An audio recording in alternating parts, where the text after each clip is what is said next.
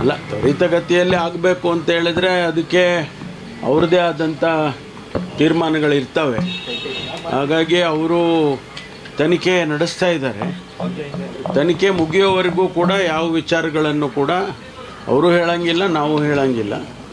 ಅದರಿಂದ ತನಿಖೆ ತ್ವರಿತವಾಗಿ ಆಗಲಿ ಅಂತ ಹೇಳಿ ಅಷ್ಟೇ ಹೇಳ್ಬೋದು ನಾವು. ಸರಿ, ಯಾವಾಗ ಧರ್ಮಸ್ಥಳದ ಎಲ್ಲ ಪ್ರಕರಣಗಳನ್ನು ಸೇರಿಸಿ ತನಿಖೆ ಮಾಡಬೇಕಂತ ಏನಾರ ಸೂಚನೆ ಇಲ್ಲ, ಅವ್ರಿಗೆ ಏನು ಟರ್ಮ್ಸ್ ಆಫ್ ರೆಫರೆನ್ಸ್ ಕೊಟ್ಟಿದ್ದೀವಿ ಅದನ್ನು ಮಾಡ್ತಾರೆ ಅವರು. ಅದರಲ್ಲಿ ಏನಾದರೂ ಬೇರೆ ಬೇರೆ ಇನ್ಫಾರ್ಮೇಷನ್ಸು ಅವರಿಗೆ ಸಿಗುವಂಗೆ ಏನಾದರೂ ಕಾಣದಿದ್ದರೆ ಅದನ್ನು ಅವರು ಮಾಡ್ಕೊಳ್ತಾರೆ. ಅದನ್ನು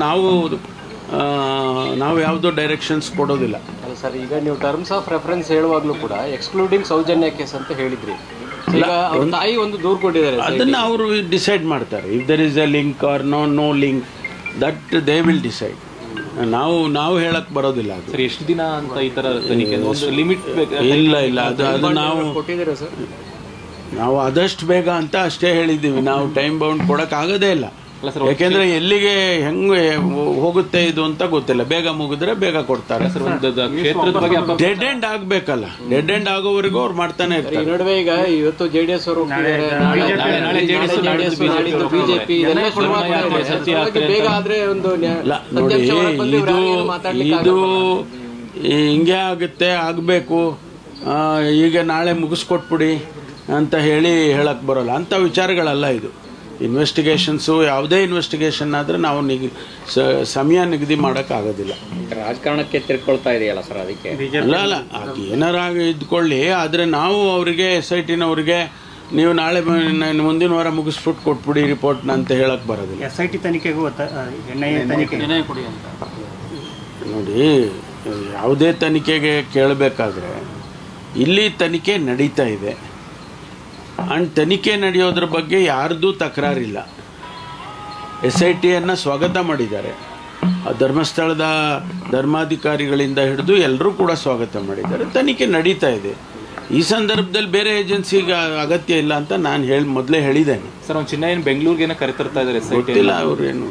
ಹೌದಾ, ಅವ್ರು ಮಾಡ್ಕೊಳ್ತಾರೆ, ನಮ್ಗೆ ಗೊತ್ತಿಲ್ಲ. ಅಲ್ಲ ಸರ್, ಈಗ ಆರೋಪಿ ಆಶ್ರಯ ಕೊಟ್ಟಿರೋರ್ನ ಯಾರನ್ನೂ ಬಂಧಿಸಲಿಲ್ಲ ಈ ಪ್ರಕರಣದಲ್ಲಿ ಅಂತ ನೋಡ್ರಿ, ಇದೆಲ್ಲ ನಾನು ಹೇಳ್ದಂಗೆ, ನೀವು ಹೇಳ್ದಂಗೆ ಅಥವಾ ಇನ್ಯಾರೋ ಹೇಳಿಕೆಗಳು ಕೊಟ್ಟಂಗೆ ನಡೆಯೋದಿಲ್ಲ. ಅವ್ರದ್ದೇ ಆದಂಥ ತನಿಖೆ ಪ್ರೊಸೀಜರ್ಸ್ ಇದೆ, ಅದನ್ನು ಮಾಡ್ಕೊಳ್ತಾರೆ. ಈಗ ಸ್ಯಾಂಪಲ್ಸ್ಗಳೆಲ್ಲ ತೊಗೊಂಬಂದು FSL ಕೊಟ್ಟಿದ್ದಾರೆ. ಅವರು ಮಾಡಬೇಕಲ್ಲ, ಅನಾಲಿಸಿಸ್ ಮಾಡಿ ಅದರ ರಿಸಲ್ಟ್ಸ್ ಬರಬೇಕು. ಅದ್ರ ಮೇಲೆ ಬೇರೆ ಏನಿರುತ್ತೋ ಗೊತ್ತಿರಲ್ಲ. ಇದೆಲ್ಲ ನಾವು ಸ್ಪೆಕ್ಯುಲೇಟ್ ಮಾಡಕ್ ಬರೋದಿಲ್ಲ ಇಂಥ ಕೇಸ್ಗಳಲ್ಲಿ.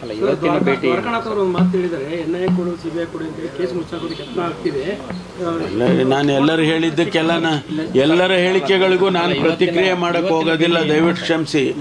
ಎಲ್ಲರ ಹೇಳಿಕೆಗಳಿಗೂ ನಾನು ಪ್ರತಿಕ್ರಿಯೆ ಮಾಡಕ್ ಆಗೋದಿಲ್ಲ. ಎಲ್ಲ ಹೋಗಿದ್ವು. ಅಲ್ಲಿ ರಾಹುಲ್ ಗಾಂಧಿ ಅವರ ರ್ಯಾಲಿ ನಡೀತಾ ಇದೆ, ಅದಕ್ಕಾಗಿ ಮುಖ್ಯಮಂತ್ರಿಗಳು ನಾವೆಲ್ಲ ಹೋಗಿದ್ದು. ಒಂದು ಸಾಲಿಡಾರಿಟಿ ಅಷ್ಟೇ, ಬೇರೆ ಏನಿದೆ. ರಾಜ್ಯ ರಾಜಕಾರಣದ ಬಗ್ಗೆ ನೋಡಿ,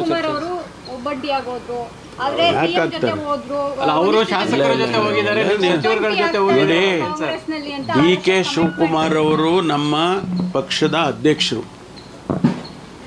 ಅವರು ಡೆಪ್ಯೂಟಿ ಚೀಫ್ ಮಿನಿಸ್ಟರ್ದಕ್ಕಿಂತ ಹೆಚ್ಚಾಗಿ ನಮ್ಮ ಪಕ್ಷದ ಅಧ್ಯಕ್ಷರು. ಅವ್ರದ್ದೇ ಆದಂಥ ಗೌರವ, ಘನತೆ ಪಕ್ಷಕ್ಕಿರ್ತಕ್ಕಂಥದ್ದು ಇದೆ.